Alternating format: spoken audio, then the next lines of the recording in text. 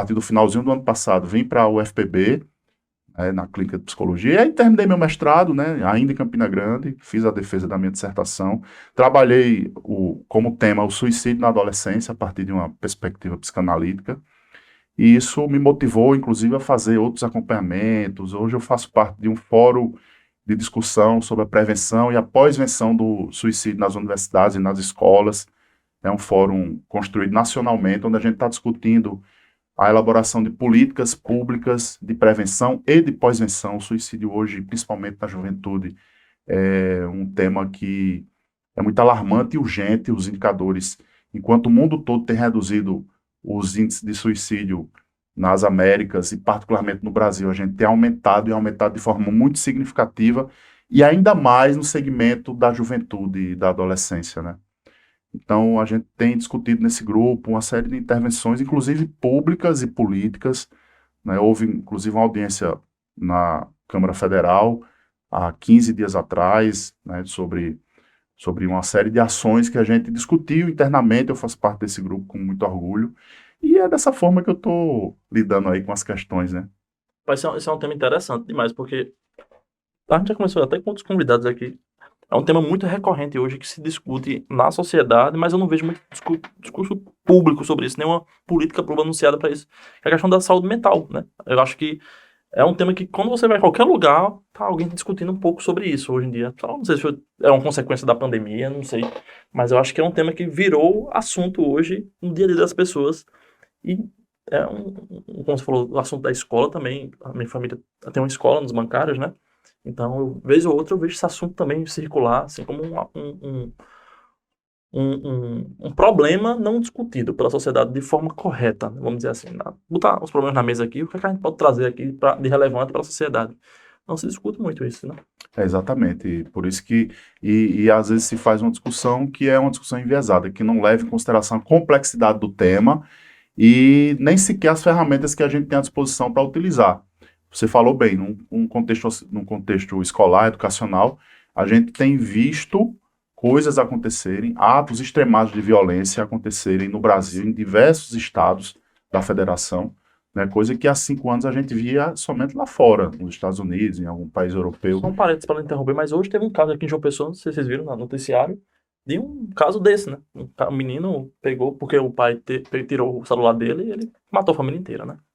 Eu vi a notícia, não sabia que tinha sido aqui, mas realmente são situações que requerem uma discussão mais ampla, e é por isso que a gente está fazendo esse aprofundamento, né, do ponto de vista da política pública. Como é que a gente pode, que tem muita coisa já construída, evidentemente, no campo da saúde mental. Nós temos avanços muito importantes, né, o- a reforma psiquiátrica, a Lei 10.216 é uma lei que, inclusive, eu fui autor aqui no município da lei municipal que reorienta o modelo de atenção à saúde mental. Tenho muito orgulho de dizer isso, porque fizemos um trabalho bem importante do ponto de vista da técnica legislativa e do ponto de vista da abrangência da lei. Então, foi muito importante.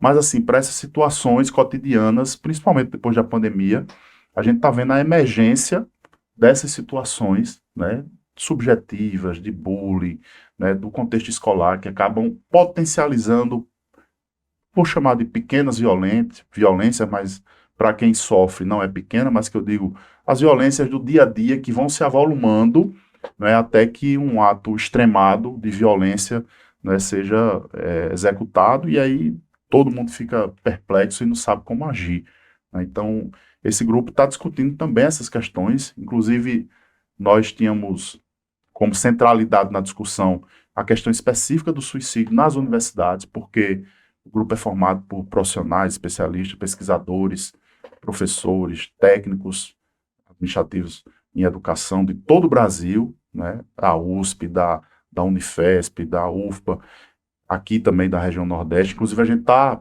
discutindo a realização do encontro Norte-Nordeste para discutir essas questões.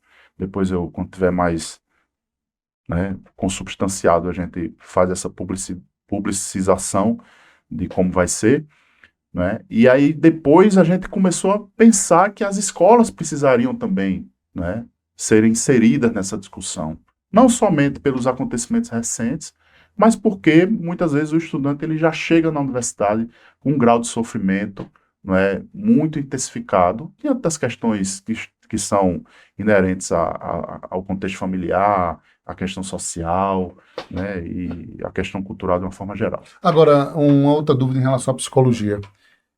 Uma pessoa que está com depressão, a pessoa está triste, amargurada, qual é a hora de procurar um psicólogo? Deixa eu Qual só o momento interromper, só um exato? segundo que eu falei que tem sido aqui no pessoal, foi no pessoal, não, realmente fui ver que foi em São Paulo, tá? São Paulo. No caso. Qual o momento que a pessoa deve procurar um psicólogo?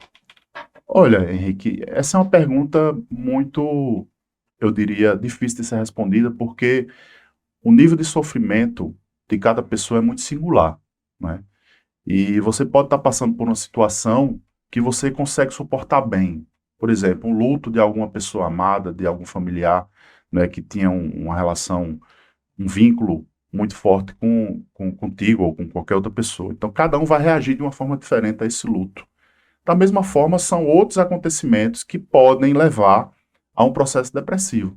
A gente tem diversos níveis de sofrimento, e evidentemente isso é muito particular, é muito singular. Muita gente Mas com eu desemprego diria, hoje em dia, né? Por exemplo. mas eu diria que quando você começa a não dar conta das questões que habitualmente você daria, né, antes de um acontecimento mais traumático, que talvez tenha estimulado ou causado esse processo depressivo, quando você começa a se isolar de forma significativa dos espaços públicos, das pessoas. Então, quando o processo de sono também começa a ser afetado de forma mais significativa, né, isso traz um conjunto de fatores que acendem, sim, um sinal para que o especialista possa ser buscado. Agora, é evidentemente que um processo de psicoterapia, de análise, né, seja qual vertente teórica for, né, e qual técnica for seja utilizado, é salutar para toda e qualquer pessoa, porque o sofrimento é algo que está presente na vida da gente. A gente não vai deixar de sofrer algum dia,